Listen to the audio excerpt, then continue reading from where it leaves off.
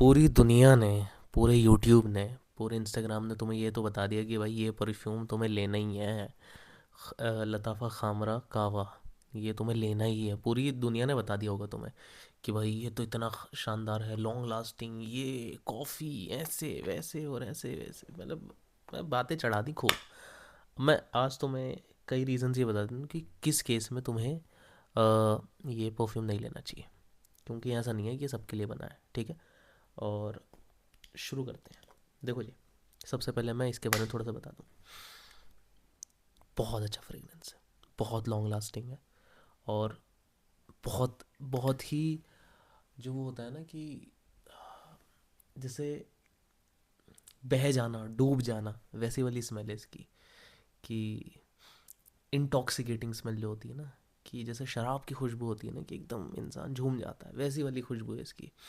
कि इसके एक एक ना एक अच्छी लेयर बनाता है ये, जब ये if you spray it around ना, तो अच्छा टाइम तक लास्ट करता है। मतलब लाइक कपड़ों पे तो ऐसा रहेगा कि एक बार लगा लिया, मतलब 2-3 बार अगर तुम लगा रहे हो ना, तो तुम्हारे कपड़ों की नॉर्मल जो फ्रेगनेंस है ना, वो इसी की खुशबू से बदल जाएगी।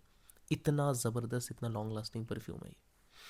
लेकिन इसकी कमी क्या है? देखो, मुझे ये परफ्यूम बहुत पसंद है, अभी भी लगा लेते हैं, लेकिन इसमें दो चार कमियाँ हैं। देखो, एक तो इंडिया में अगर हो तो ना तुम, तो तुम्हें ये परफ्यूम मेरे हिसाब से नहीं लेना चाहिए। बताऊँ क्यों? क्योंकि ये परफ्यूम जो है ना, बहुत मीठा है, बहुत स्वीट है।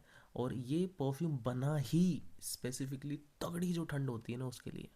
तो ये परफ्यूम तुम दिल लगा के भी, अगर तुम्हें पसंद है ना, तो भी तुम इसे 2 महीने ही लगा पाओगे। उससे ऊपर लगाओगे ना, गर्मियों में अगर तुमने ये परफ्यूम लगा लिया भाई, चक्कर आने लगेंगे तुम्हें अच्छे खासे।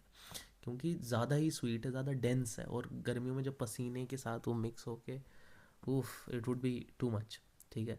तो ये जो परफ्यूम है ना, अगर मैं इन जनरल बताऊँ, अगर तुम आउटसाइड इंडिया रह रहे हो, लाइक किसी भी कंट्री में हो जहाँ ठंड काफ़ी पड़ती है, उसके लिए परफेक्ट है। क्योंकि तुम फिर ये 4-5-6 महीना आराम से लगा सकती हो, क्योंकि यहाँ मौसम है, जैसे मैं डबलिन में रह रहा हूँ, यहाँ पे मैं एटलीस्ट अब ये फ्रेगनेंस फेब इवन मार्च तक भी लगा सकता हूँ, मुझे कोई दिक्कत नहीं है। तो ये सीन है, ठीक है। दूसरी चीज़, इसकी खुशबू जो है ना, बहुत थिक है, बहुत डेंस है।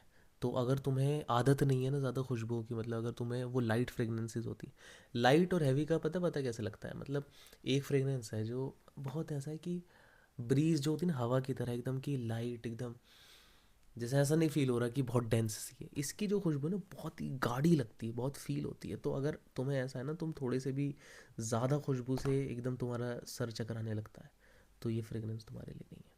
इवन फॉर मी, मैंने जब ये स्टार्टिंग में 2-3 बार लगाया ना, तो मुझे भी सर में चक्कर से फील हुआ है, क्योंकि इतनी हार्ड है स्मेल ये।